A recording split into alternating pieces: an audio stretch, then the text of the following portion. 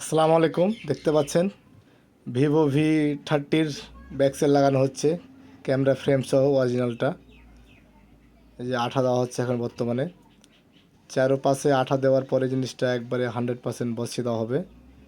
এই ক্যামেরার গোড়াগুলো তো দেওয়া হচ্ছে, তো দেখতে থাকেন ভিডিওটা।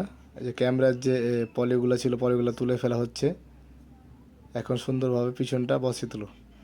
দেখেন কালারটা কিন্তু জোস ভাই, ফোনটার কিন্তু কালারটা কিন্তু জোস। আর দেখেন ফিটিং দেখেন, একবারে 100% ফিটিং, একবারে 100% ফিটিং।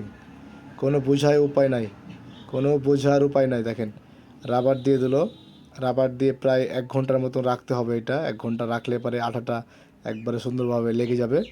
তারপরে এটা আপনি চাইলেও খুলতে পারবেন না, মানে টেকনিশিয়ান ছাড়া।